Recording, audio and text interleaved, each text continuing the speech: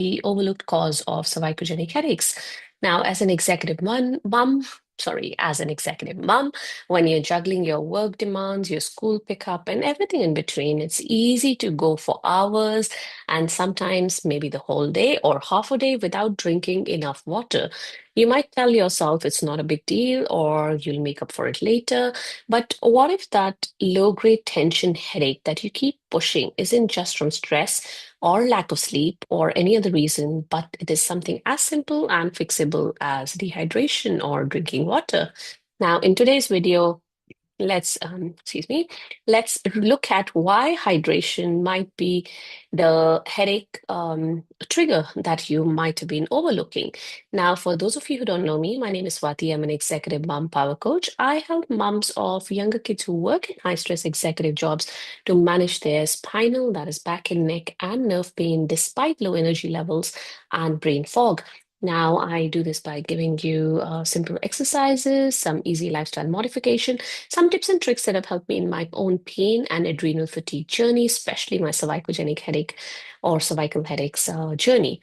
Now, I don't want to take up too much of your time because, hey, we are moms, we're busy people. So let's jump into the topic for today, which is about dehydration and headaches and the overlooked cause of cervicogenic headaches. So basically, can dehydration be the hidden trigger for your cervicogenic headaches? Now, cervicogenic headaches, those stubborn neck-driven headaches, are often linked to poor posture, muscle tension, nerve sensitivity, etc. All of these are correct. However, there's something that you might not have considered at all. When your body is dehydrated, it's more prone to inflammation, stiffness, muscle tightness, all of which can go and irritate the nerves and the structures of your neck. And let's just look at each one of these, right? So, dehydration can tighten your muscles. And this, of course, includes the ones in your neck as well. Now, muscles contain a high amount of water. When you're not well hydrated, your muscles can lose fluid, become less flexible, as in when you don't hydrate on a regular basis, day after day. This is possible. So, you become more prone to stiffness, cramping, especially in your tension prone areas, and usually, with most moms now, working moms using laptops and always being at their desk, even if it's a standing desk, there's a lot of tension around your neck and shoulder area, right? So these are the areas that are more prone to that stiffness and cramping with dehydration. Now, add in those long hours at your desk or sitting down on your phone, and you're generally more prone to cervicogenic headaches and dizziness. Now, another thing is water is also uh, present in the synovial fluid, which basically is a lubricant in most joints. Now, dehydration can also lead to less synovial fluid, or should we say more viscous synovial fluid, causing joint stiffness and lack of movement. Now, not necessarily, I mean, this is a general thing that is for throughout your body, right? But other thing that happens with less water in the body is you increase the amount of inflammation. Inflammation, of course, is linked to pain, and that is exactly what you're talking about. So, muscle cramping and pain can lead to a buildup of toxins in your body, but they are not effectively flushed out because of the dehydration. So, even mild dehydration can increase your body's inflammation levels. And when inflammation is up, as I said, the pain becomes more intense. If you're already dealing with neck tension, on top of that, your inflammation is ramped up.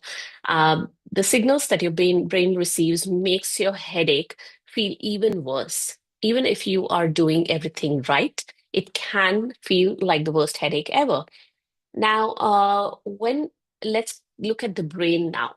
Now, what happens is your brain is about 75% of water. That is, it's made of about 75% water, and it doesn't function very well without it, right? So when you're dehydrated, your blood volume decreases. It reduces the amount of oxygen reaching your brain. Now, we are not talking about a massive reduction in oxygen. Of course, that'll have drastic effects. We're talking about very, very minimal, but it is good enough or enough to trigger that, sorry, that trigger of headache that's already happened from your neck because of the tension in your neck, it can be intensified when your water content in the brain, sorry, not the water content, the amount of oxygen that is reaching your brain is reduced. So if you have that underlying headache because of posture, stress, whatever, the dehydration can actually accentuate that headache in many ways. So, really, before you reach for that other painkiller, or you blame your poor posture, or you feel, oh, I'm really sitting in a good posture all the time, why am I getting this headache? Take a moment to ask yourself if you've had enough water. It's as simple as that. And of course, there are lots of strategies to drink enough water. I don't need to go through that here with you. I'm sure there's lots on the internet, and you might have found one that works for you. For me, it's basically keeping 2 bottles of water at my desk, like I have right now, and I know I'm going to finish it off in the next couple of hours. So, I have written a blog on the same topic, which is called Can Dehydration Be a Hidden Trigger of Cervicogenic Headaches? It gives you a lot of details on all that we've spoken about. It gives you more details on it. And it also has a video, which is called Easy Tips to Manage Your Cervicogenic Headaches. Now, the thing is, you're dehydrated, you got your headache, but then what can you actually do apart from drinking water if you have headaches? What else can you do about it? So, this video will give you more details. Now, I also wanted to talk about a cervicogenic headache relief course. I will leave a link or the details of the course in that blog. And it is basically a practical, no fluff approach to lasting relief from cervicogenic headaches. Because when I had my headaches, I wanted do this, and this. Basically, I wanted a step-by-step approach. And I have put into this course my personal experience, my professional knowledge when I worked with other people with cervicogenic headaches. What are the things that work for them? This course is a compilation of all of this. It's a cost course. I do not want it to be very expensive because I want it to be accessible to you. So do not think low cost means not effective. It's rather the other way around. So anyway, I will leave a link to the blog in the description of this video. If you're watching me on Instagram, the link is in my bio. If you can't find it, or if you're a busy mom like me and you can't really have the time to look for it or can't be bothered to look for it, because I've been there, I feel that way many times. So comment below or message me and I'll send it across to you. Alrighty, I hope that was useful. If you have any questions, any comments on cervicogenic headaches or any topic to do with spinal or nerve pain, let me know and I'll be happy to address that for you.